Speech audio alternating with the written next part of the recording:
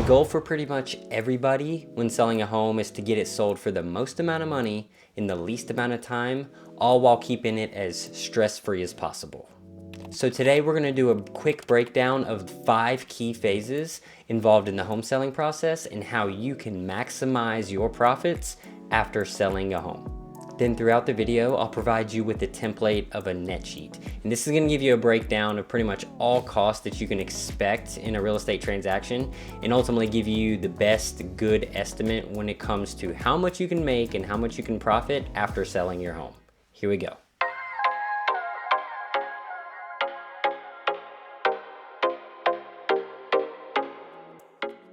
So welcome to the channel, where these videos are made to give you an idea of a local's perspective on life here in Dallas-Fort Worth. And my name is Michael. I'm a flat fee realtor here in the DFW area. And since 2016, I've been able to help hundreds of homeowners maximize the amount of profits after each home sale. And we've been able to do that through our flat fee listing model.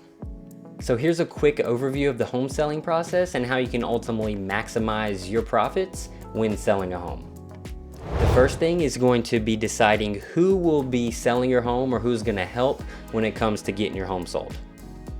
Now, I'm not going to waste time talking about selling your home to different investors or these instant offer companies or these iBuyer companies, because likely that's not the route that's going to get you the best profit for your home.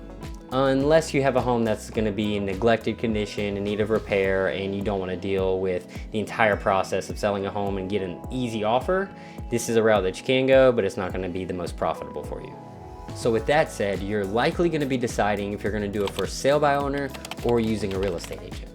Now, the for sale by owner process can definitely help you save some money because you get to avoid that typical 5 to 6% real estate commission. But as long as you're knowledgeable about the entire process and you're gonna go through the legwork of getting a home sold, getting your property in front of the right people, this is a route that you probably, and why ultimately a lot of people and home sellers decide just to hire a real estate agent. But the typical traditional realtors, like I said before, they are gonna come with a cost that is going to affect your amount of proceeds. The typical cost right now for working with a real estate agent, you can probably expect to pay anywhere between 5 to 6% based on your home sales price. But be on the lookout for ongoing continuous lawsuits that are looking to kind of do a little shake-up in the real estate industry, and that's may affect in the future how the real estate commissions are paid, how much they're paid, and who buy, whether it's the seller, like it is currently, typically paying the entire real estate commission cost, or if it's gonna be broken down, split between buyer and seller in the future. Something to keep your eye on, but as it sits right now, it's kind of still the standard of, working with a real estate agent that you can expect to pay that 5 to 6% cost. So factor that in if you're deciding to hire a realtor.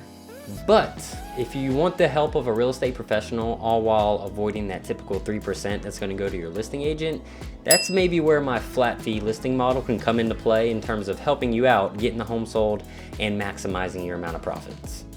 So deciding how and who will be selling your home is typically going to be the first thing that you're going to want to consider. The next thing that you're going to want to look at is targeting the right buyers for your home and how to generate showing activity. So how are you going to find the right type of buyers to show your home and potentially make offers? Now, the goal, of course, is to spend less time with the tire kickers out there and instead focus your attention on getting your property in front of the prospective buyers who have the ability and are pre-qualified to give and offer you the price that you're asking for your home. Now, more times than not, these buyers are indeed already working with real estate agents. So to get your property, your listing in front of these types of buyers with the pre-qualifications, etc., you want to not just target these buyers by, of course, doing the online research and window shopping that buyers do nowadays, but you want to get your property directly in front of a lot of these realtors in the area who have these clients. So if your home is featured on the MLS or the multiple listing service, kind of a realtor's Zillow on steroids, but of course being along with showcasing on Zillow, Realtor, Trulia, Redfin, all the other major websites, that of course is probably your best bet to get the right type of buyers for your home who are going to be able to pay the price that you're asking. So getting your home in front of these groups of folks, buyers and agents, of course, is huge. But if you have the ability or kind of resources to actively target certain agents who you know for a fact have buyers and clients in your area, this is going to give you a huge step up in terms of, being able to generate more showing activity. And of course, if you can do that sooner rather than later, more activity up front is going to increase the likelihood of getting yourself the best possible offer in the least amount of time. The next phase of selling a home that's going to dictate the amount of profits that you're going to get is all about your home's presentation. So this is where you want to showcase your home in the absolute best light possible. If the home is vacant or if it's fully furnished like you're living in the home, you want to be sure to kind of take care of these things in terms of staging your home to showcase in the best light. And I like to break it down to different sellers and clients that I work with kind of as simply as this. You want to deep clean, declutter, and depersonalize. And of course, please try to avoid taking cell phone photos of your home and trying to showcase that to all the major websites out there. You want to get a professional photographer out there, and along with, of course, the candy on top, if you have some drone shots to go along with the property, maybe virtual tours, and all these things that are going to create that welcome home feeling for buyers, not just when they're in their first phase of research looking online at homes, but for the active, qualified, ready to buy buyers out there. As soon as they walk through the door after setting up a showing, you want to give them that welcome home feeling. And these buyers that are going on showings, they do it all the time, just as you would if you were a home buyer looking at properties for the first time. You're going to walk through a home kind of with a mental checklist. If you're seeing items of things that may be in need of repair, may need to change, or just kind of features of the home, you're walking through kind of with the pros and cons list. If you have all those kind of no check boxes adding up to a buyer, then psychologically that's going to kind of trigger them to see, hey, well, based on the home, the features, price, money, etc. All these checkbox no's are kind of giving me reason to not make an offer.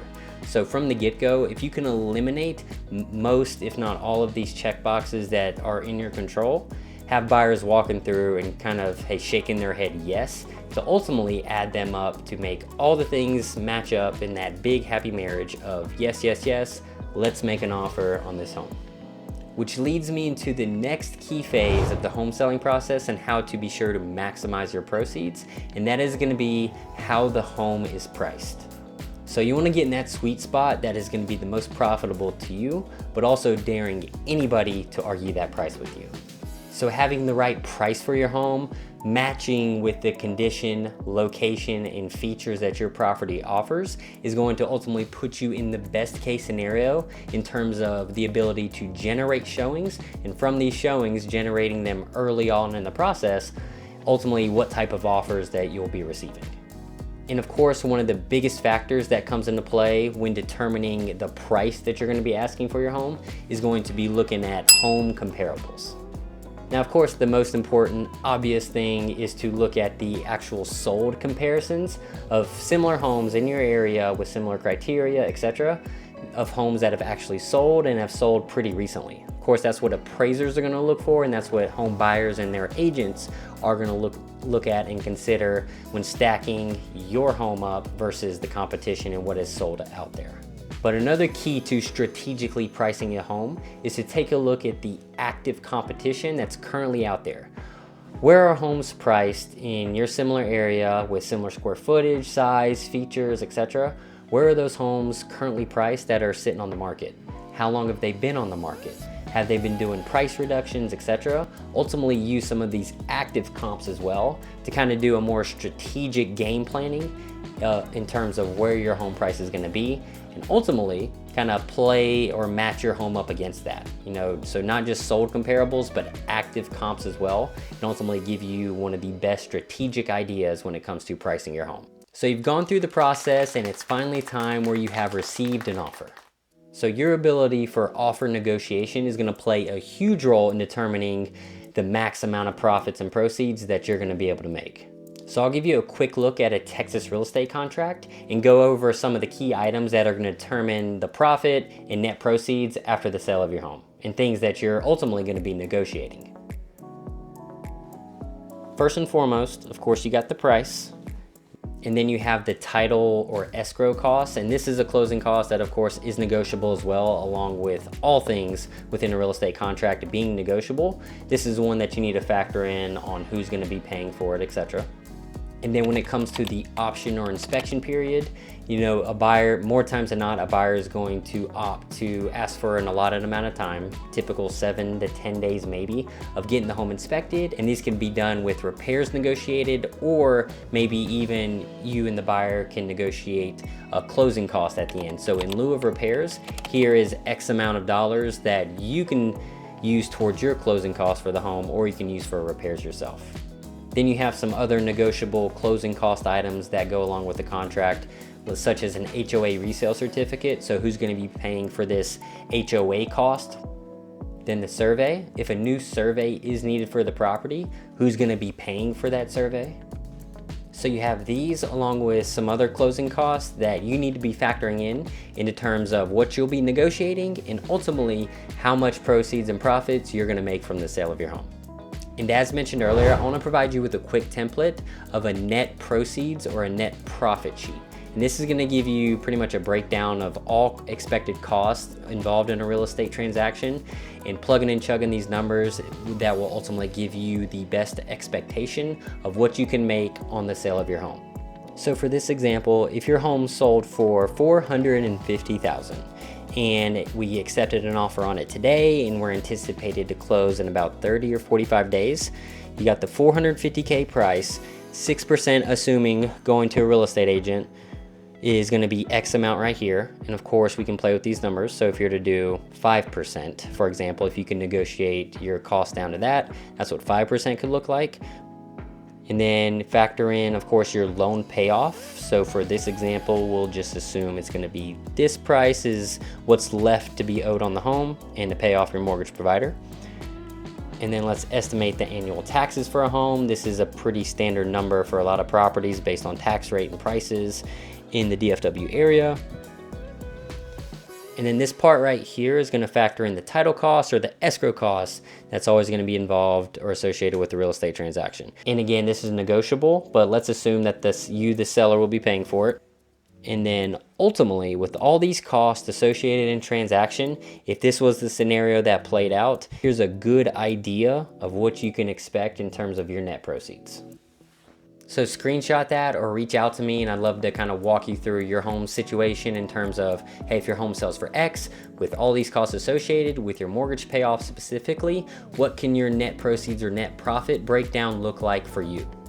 So with you working through all of these phases that go along with the home selling process, deciding who's gonna sell your home, targeting the right type of buyers for your home and generating showings, your home's presentation in terms of showcasing the home in the best light, strategically pricing your home, and then offer negotiation are all key factors in determining your ability to get the best type of offer in the least amount of time, all with the least amount of stress as possible.